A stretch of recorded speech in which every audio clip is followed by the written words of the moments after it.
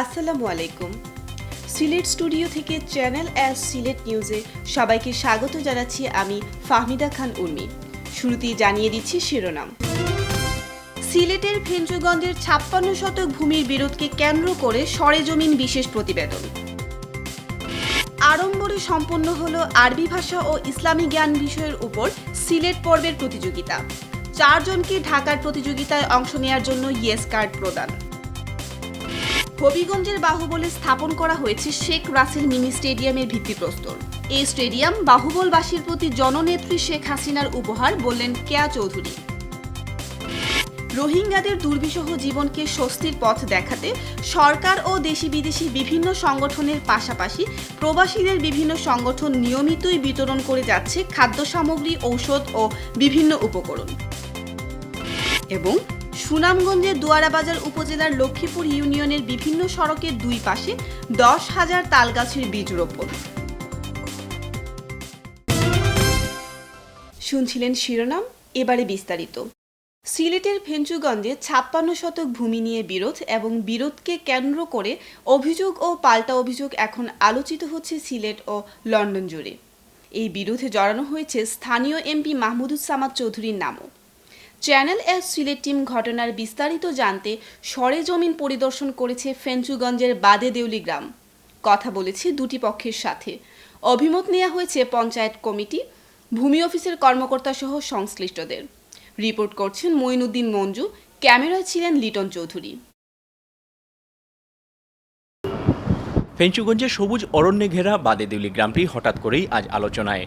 এই গ্রামের ৫৬ শতক ভূমির বিরোধ নিয়ে সিলেট ও লন্ডন দুটো জায়গায় সংবাদ সম্মেলন হয়েছে। অন্যদিকে এই জমিটির বিরুদ্ধে স্থানীয় এমপির নাম জড়িয়ে বাংলাদেশের প্রধানমন্ত্রী বরাবরেও নালিশ দেয়া হয়েছে। এই সেই বাড়ি, যেই বাড়িটি সিলেট এবং লন্ডন জুড়ে এখন আলোচিত হচ্ছে। এই বাড়ির বিরুদ্ধে জড়ানো হয়েছে স্থানীয় এমপি মাহমুদুজ্জামান চৌধুরীর নামও। এই বাড়িতে এখন অবস্থান করছেন মরহুম মোহাম্মদ তফুজ্জুল আলীর কন্যারা। কি তাদের দাবি তা জানতে আমরা এই বাড়িতে এসেছি। বাড়িতে বসে বৃদ্ধা মাহমুদা খাতুন ও তার স্বজনরা দাবি করলেন তারা বোনেরা সাফকাবালা দলিল সূত্রে এই বাড়ির মালিক। তার ভাই ও ভাতৃবধূ এই বাড়ি আত্মসাতের উদ্দেশ্যে ষড়যন্ত্র করছেন। আমরা বাপর বাড়ি, আর বাপে ২০০০ সাল থেকে লেখি থড়ি দিয়ে গেছে আমরারে। আমরা এখানে আছি, বর্তমানে থাকবো। আমার বাবি লন্ডন তো নিয়ে আমরা লাগে বেড়াচেরা করে আমরা উঠাইবা লাগে। ওসিয়তনামা সূত্রে বাড়ির পাশেই তাদের মামাকে অপর একটি চারা রকম বাড়ি দিয়েছেন, এমনটাই দাবি মাহমুদা খাতুনের ছেলের। আর মামলাতে যে বাড়িটা উল্লেখ করছেন আমাদের মামির ভাই, সেটা হলো একটা ছাড়া বাড়ি, যেটা ৫০ বছর ধরে বাড়ির আছে, বাড়ির জায়গাটা আছে, কিন্তু ওখানে কোনো ঘর নাই। বাদে দেউলি গ্রামটি লামারগাঁও পঞ্চায়েত কমিটির অন্তর্ভুক্ত। চ্যানেল এস কথা বলেছিল পঞ্চায়েত কমিটির ২ জন প্রবীণ সদস্যদের সাথেও। অভিমত দিয়েছেন স্থানীয় চেয়ারম্যানও। এমপি সাহেব কইছেন গাঁৱৰ পঞ্চায়েত লইয়া তাদের কি আলো করার লাগে। গাঁৱৰ পঞ্চায়েতে ১৫০ কাগজ তারা ঠিক আছে, তফুজ্জুল আলীয়ে পুলিন্তরে নামে ৫৬ শতক কাগজ দিয়া ও গরুর বিটা দিয়া গেছে। জায়গাটাই ওই ফুড়িন্ত, ও ফুড়িনতে আর ইয়ে না হইয়া ওখান তারা কাগজর হতে আটা শুরু করছে। আমার মনে হয় আমাদের এমপি ওই যে এই বাড়িটাই মতো উনি চিনে না। যে ভূমি নিয়ে বিরোধ, সেই ভূমিটি বর্তমানে কার নামে ভূমি অফিসে নামভুক্ত আছে তা জানতে আমরা গিয়েছি ঘিলাচড়া ইউনিয়ন ভূমি অফিসে। আমরা আপনার কাছে জানতে চাইবো যে জমিটি নিয়ে এখন একটা বিতর্ক বা বিরোধ আছে, সেই দাগের আসলে নামীয় বা নামজারিতে কার নাম আছে, যদি আমাদেরকে বলতেন যে ভলিউম অনুযায়ী। এসএ রেকর্ড মোতাবেক নামজারিতে আছে হামিদা বেগম গয়রন নামে ২৪১২ দাগে ৫৬ শতক ভূমি, এবং নতুন হাল জরিফে এটা আবার তফজ্জুল আলী পিতা নসিম আলীর নামে রেকর্ড আছে। এই তফজ্জুল আলী আবার দলিল বলে ওনার ৫জন মেয়েকে হস্তান্তর করছেন। তবে যুক্তরাজ্য প্রবাসী শেখ আবু তাহিরের হয়ে ফেঞ্চুগঞ্জের সহায় সম্পত্তি দেখাশোনাকারী তার শেলক আল মারুফ খানের দাবি, বোনেরা সাফকাবালা দলিল মূলে যে ৫৬ শতক জায়গার কথা বলছেন সেটি বাড়ির নিচের ৪ রকম জায়গা, কিন্তু তার দুলাভাই ওসিয়তনামা সূত্রে মূল বাড়িটির প্রকৃত মালিক। কিন্তু ই যে ৫৬ শতক দিয়া গেছেন, ইগো আদতে বাড়ির নিচে, আর সম্পূর্ণ সাফ খোবালা, ২টা খোবালা, একটা তারার খরা ৫৬ শতক, আর আরগু আছে আপনার তালই একটা করিয়া দিছেন দুলাভাইয়ের ওসিয়তনামা করিয়া দিয়া ওগু। তারিখে পাওয়ার অব অ্যাটর্নি মোতাবেক তিনি এই জায়গা দেখাশোনা করে আসছেন। বোনেরা 15 দিনের জন্য থাকার কথা বলে এখন মূল বাড়িটি জবরদখল করতে চাইছেন, এই দাবি তার। এর ভিতরে বাড়ির কেয়ারটেকার একজন রাখি লাইছেন দুলাভাই। 15 দিন গেছে গিয়ে পর্যায়ক্রম 15 দিন গেছে গিয়ে যাওয়ার পরে ওনার বাড়ি খালি হয় না। খালি হয় না আমরা বুঝলাম গে লাগি কেয়ারটেকার উঠতে পারে না, বাড়ি কেয়ারটেকার উঠতে পারে না, বাড়ি যে খামলা এগুরে মাইর দর করে এগুরে বাড়িতে বা করে দিই। এই ঘটনায় স্থানীয় এমপিকে ভুল বোঝানো হয়েছে বলে মনে করেন আল মারুফ খান। তার মতে এমপির এতে কোনো ব্যক্তি স্বার্থ নেই, তিনি অপরপক্ষের কূটকৌশলের শিকার। এই লাগে আমরা জনপ্রতিনিধি, আমিও তার এক শুভাকাঙ্ক্ষী প্লাস আমিও কর্মী। এখন এই যে অবস্থা তান ইনো সেবা খারা তাই তো বিভিন্ন জায়গা ইনো যারাও তান অনুসারী বা যারা আছে এরা এগুলো কিতা করে ভুল বুঝাইছে। Mainuddin Manju, channel S news, Badedeuli গ্রাম, ফেঞ্চুগঞ্জ, সিলেট। আড়ম্বরে সম্পন্ন হলো আরবি ভাষা ও ইসলামী জ্ঞান বিষয়ের উপর সিলেট পর্বের প্রতিযোগিতা। ইসলামী আরবি বিশ্ববিদ্যালয়ে আয়োজিত মাদ্রাসার শিক্ষার্থীদের অংশগ্রহণে এই প্রতিযোগিতা সিলেট নগরীর জেলা পরিষদ মিলনায়তনে সম্পন্ন হয়। এতে বিজয়ী 11 জনের মধ্যে প্রথম 4 জনকে জাতীয় পর্যায়ে ঢাকার প্রতিযোগিতায় অংশ নেয়ার জন্য ইয়েস কার্ড দেয়া হয়।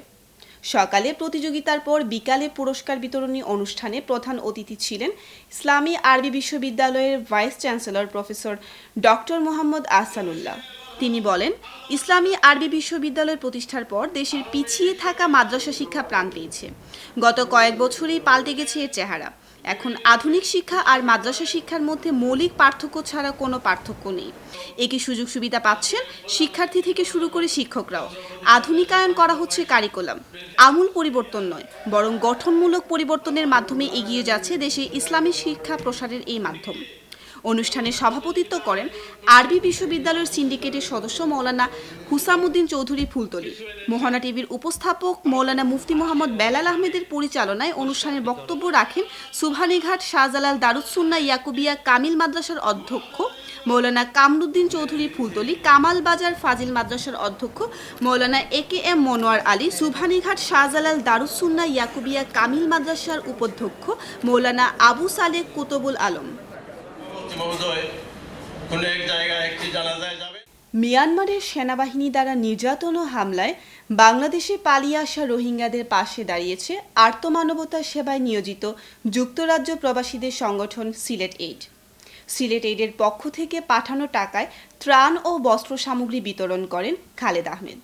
25 আগস্ট থেকে রোহিঙ্গাদের উপর নির্মম নির্যাতন শুরু করে মায়ানমারের সামরিক বাহিনী। এরপর থেকেই বাংলাদেশে আশ্রয় নিতে থাকে রোহিঙ্গা মুসলমানরা।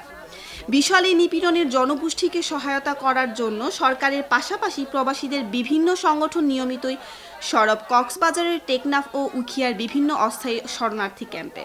রোহিঙ্গাদের পাশে দাঁড়িয়েছে আর্তমানবতা সেবায় নিয়োজিত যুক্তরাজ্য প্রবাসীদের সংগঠন সিলেট এইড। খালেদ আহমেদ জানান, রোহিঙ্গাদের সহায়তা প্রদানে তাৎক্ষণিক সহযোগিতার হাত প্রসারিত করেন সিলেট এইডের সদস্যরা। এরপর থেকে বিভিন্ন ধাপে খাদ্য সামগ্রী, বস্ত্র বিতরণ করা হয়। কক্সবাজারের উখিয়া ও টেকনাফের অস্থায়ী ক্যাম্পগুলো পরিদর্শন করে যেখানে যা প্রয়োজন তা দেওয়ার চেষ্টা করা হয়েছে বলেও জানান তিনি। এ সময়ে আরও জানান, কয়েকদিনের মধ্যে সিলেট এইডের প্রবাসী সদস্যরা দেশে এসে রোহিঙ্গাদের পাশে দাঁড়াবেন।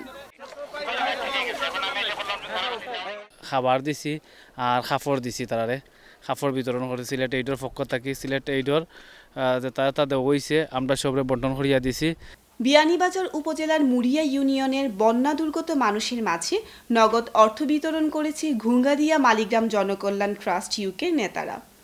1.5 শতাধিক মানুষের হাতে তারা নগদ 1000 টাকা করে তুলে দেন। নগদ অর্থ বিতরণ উপলক্ষে ঘুঙ্গাদিয়া কাজীর বাজারস্থ ঘুঙ্গাদিয়া একাডেমি কার্যালয়ে এক অনুষ্ঠানের আয়োজন করা হয়।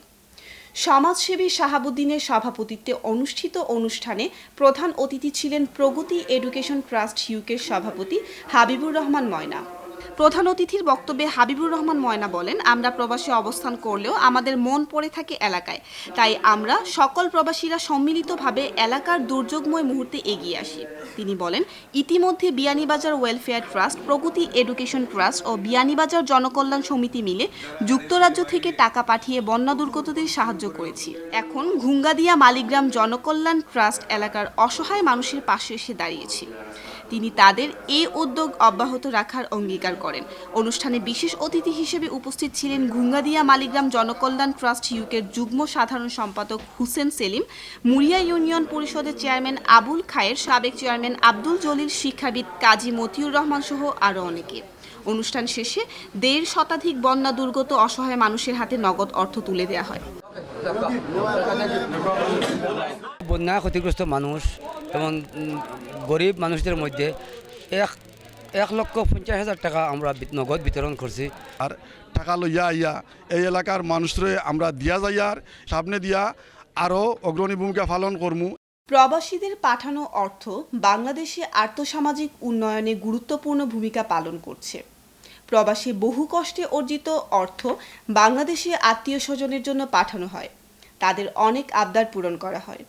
উন্নত দেশ হবার পথে বাংলাদেশের অগ্রযাত্রায় প্রবাসীদের গুরুত্ব অনেক বেশি। দেশের সমৃদ্ধির জন্য তারা বদ্ধপরিকর।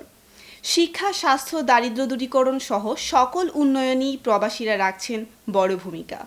লিড অ্যালায়েন্স বিডি লিমিটেডের ডিরেক্টর, লিডস গ্লোবালের হেড অফ ফিন্যান্স ও ইসি সদস্য, লিডস ভ্যালির ডিরেক্টর হোসাইন আহমেদ আকমলকে সংবর্ধনা প্রদান অনুষ্ঠানে বক্তারা এসব কথা বলেন।